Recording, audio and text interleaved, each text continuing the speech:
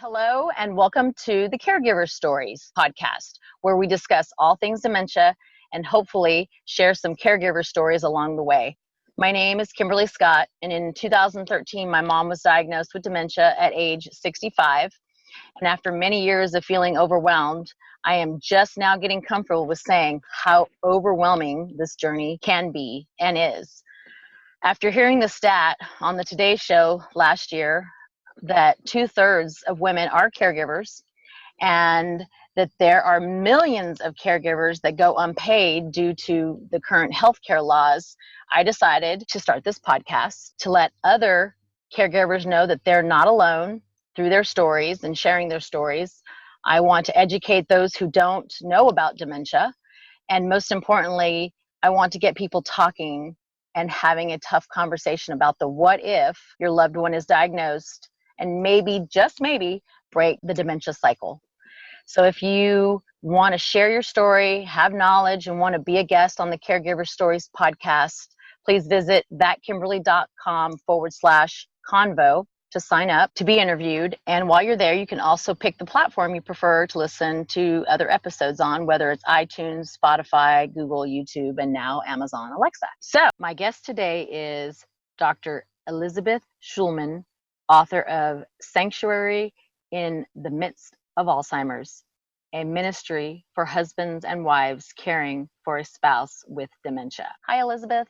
Hello. How are you? I'm doing great. Thank you for joining me today. Thank you for having me. I appreciate your time. So give the listeners a little bit about your background and who you are, where you're from, and all that good stuff. Okay. Well, thank you. I was born just outside Cleveland, Ohio. Grew up in a pretty normal family with my parents and my brother. When I was in high school, my grandma moved in with us, and that was my first exposure to dementia.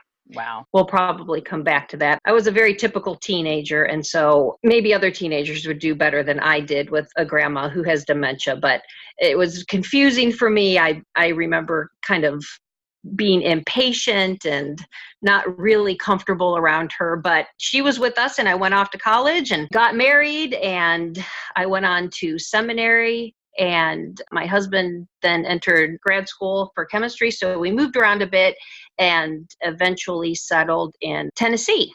Mm-hmm. And it was there that I started in healthcare chaplaincy, working in the hospital setting, and then transferring over into hospice. And so that's where I have made my life, although since writing my book, I have gone very part-time. I like to keep my foot in the door because I love hospice. But, over the last 12 years ago or so, my life has really turned toward dementia caregiving. And so that's where I am now. Now I work with my book and I do trainings for communities on how to take care of yourself if you're a caregiver and find meaning and hope in the journey. Yeah.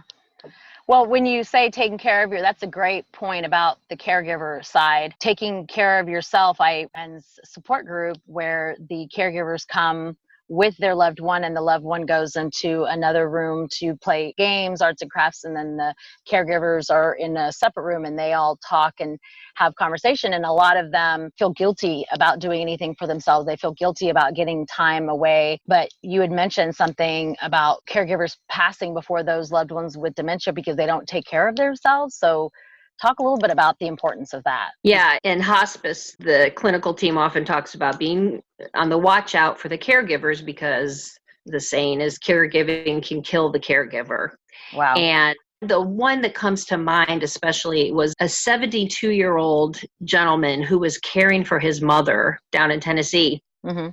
And by caring, he was feeding her and changing her and doing all these just amazing caregiving responsibilities with her. And he was looking a little ragged, and I said something to him once. I said, are you taking care of yourself? Oh, yeah.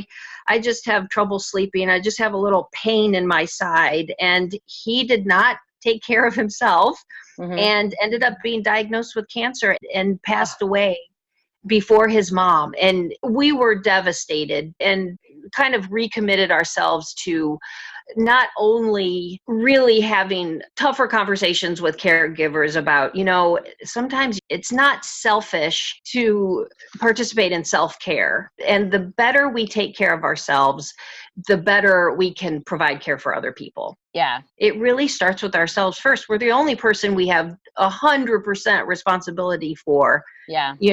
And when we can take care of ourselves, it's amazing how much more strength and resiliency we have when we're caring for a loved one. Absolutely. Take care of yourself first so you can take care of others has been a saying I had to learn in my 30s because I didn't do any self-care for myself. I worked all the time, but when my mom was diagnosed, I was stressing myself out, figuring out how, the what, and the where, and just running myself ragged. And that was something I had to be reminded of, that I needed to take a deep breath and know that I'm doing the best that I could, and that it's all going to work out, and it's okay if it's not all done in a month or whatever that time was that I had in my head. So I definitely can relate to your statement. Talk a little bit about discovering or understanding when their loved one might have dementia. Well, there are typical normal things about getting older. I'm sure you may already experience not remembering where you left your various items, or walking into a room and not remembering why you walked in there. Yeah. But I think the best illustration that I hear, like the Alzheimer's Association thing talked about, is a set of keys. If you may forget where you put your keys, that can be a normal process of aging. But if you forget what the keys are used for, it's functions like that. I can remember a daughter saying, my mom sat down to eat and she took the fork and she started combing her hair. And at the time, humor helps. And she said, just like Ariel in The Little Mermaid. But that was an indication. And as you're familiar with numbers and not being able to balance a checkbook, or doing things that are so familiar as children or as family members, we often know the person better than anyone, and there's just a sense of familiarity that sometimes goes away. The loved one has some kind of behavior that just is not in sync with how they've always done it, and just little clues. You don't want to expect the worst, but I think our gut is a great navigator, and to trust it, and how we approach in our questionings can determine whether the person's going to become defensive. I can tell you, when my mother's friends came to me and said, there's just something off about your mom, I had been noticing things like she would call me 3 and 4 times to tell me the same thing,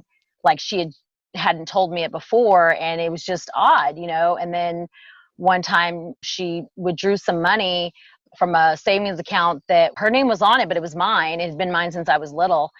And I had money in there saving to give to my niece, and I hadn't been in town, so I couldn't withdraw it. But when I went to go withdraw it, there was only $50 left. And when I looked to see who it was that had withdrawn that money, her name was on it. And when I asked her, she just had this blank stare, like she had no idea, and I fluffed it off. Maybe it's just stress, because she kept saying she was very stressed out, because I would ask her, why? If you needed money, I can give you money, Mom. And so just things that are, like you're saying, very out of the norm. I should have really started investigating then, but it was 6 months prior to her friend, one of them, coming to me and saying, we're all worried about your mom. There's something just off. So, and people in the early stages of dementia can cover it really well.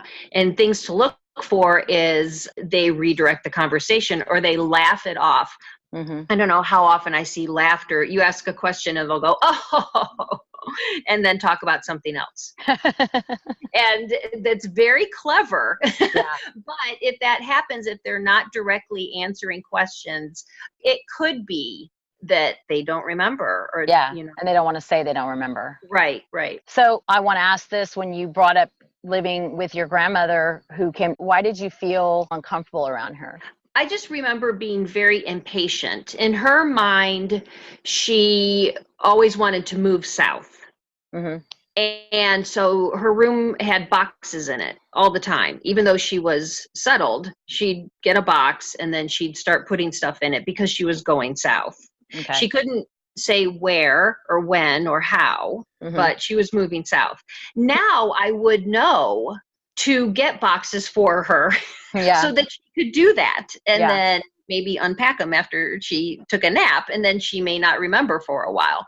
But at the time I thought, well, why is she moving south? And I just didn't get it. And actually, now that I work primarily with dementia patients, there are adult children who are in that same space. I was going to say, absolutely. I agree with that. Yeah. Why is mom acting this way? That makes no sense. And denial. They get angry because it's easy to get angry with family members. It's, you know. My brother and my stepdad's better. My brother's getting there, but they had the hardest time grasping the why. My niece and my nephew, who were young when she was diagnosed, I would tell them, if you want grandma to be somewhere at your game or something, you've got to call her every 30 minutes and to get her there, or go pick her up, because they would get their feelings hurt. You know, they were like you at that age. They didn't understand why. And even though I kept telling them, look, grandma has no short-term memory, but I told her to write it down. I get it. Jay, if you really want her there, you gotta go get her, or you gotta call her every 30 minutes to get her there. You know, speed forward now, one's in college, the other one's about to be in college. They deal with her. They're okay with her repeating herself, but that is definitely, and my stepdad is just now stopped asking why, you know. I feel like the people closest, did you find in your research that the loved ones of the people with the dementia, did you find that they more so than others were in denial about them not being able to do everyday things? Yeah. I mean, they were all across the spectrum. With this book, the research focused on spouses. Okay. And so across that spectrum, there were the spouses who definitely were frustrated. They were impatient. They were resentful. This is not what they had signed up for. They were supposed to hit retirement and then travel or see the grandkids, and now they couldn't do that. Then there were spouses who were just so enamored and so in love that it was nothing to care for them. They would do everything for them. And it was so interesting to me because I thought, you know, there are infinite number of types of caregivers because everyone has their own experience. Yes. And they bring to it. And the relationships between a parent and a child, or between a husband and wife during the years that dementia was not present, can have an impact on how they interact after dementia sets in. That makes sense. If there were struggles that at the beginning, you know, if there was, heaven forbid, abuse or infidelity, that can impact how you perceive your role as a caregiver when dementia sets in. Wow. So there's all kinds, and we're all in our own journeys that we're all taking separately, and yet there's so many similarities. And that makes a lot of sense now.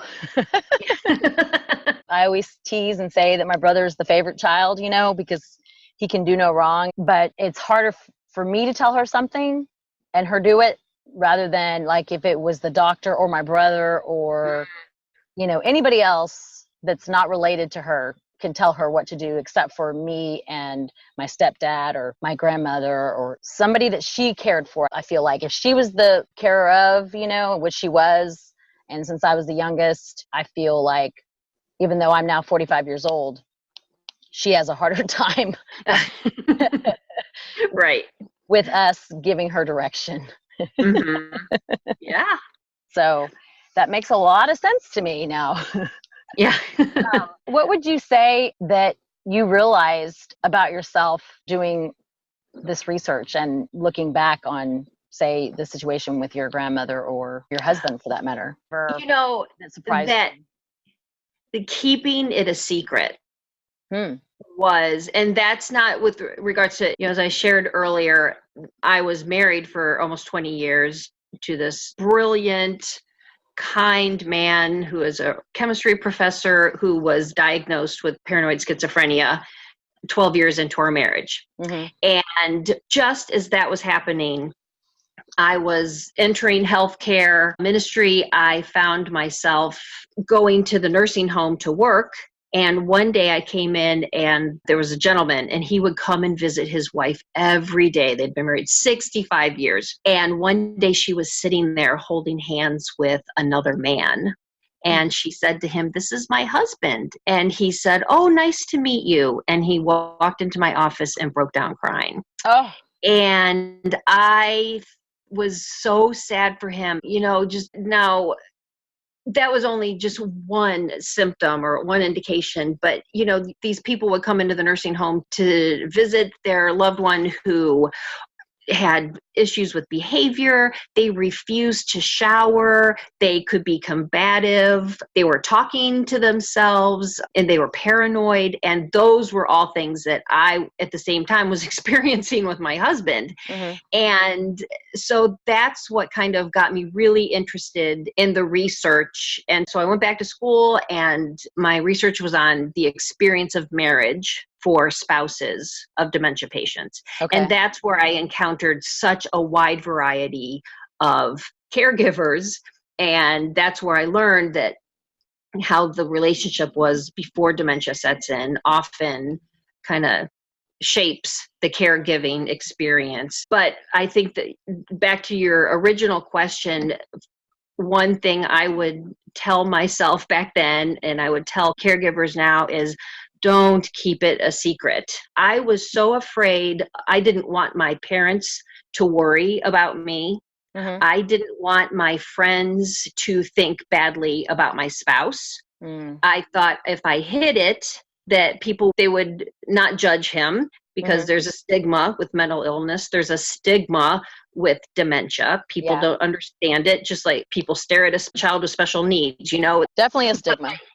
But by keeping it a secret, I've also blocked myself out from all the support that I could have been receiving much earlier. So to hear that your mom's friends came to you, oh, that's so wonderful that they did that, because a lot of times they will talk amongst themselves about the person with dementia. Yeah.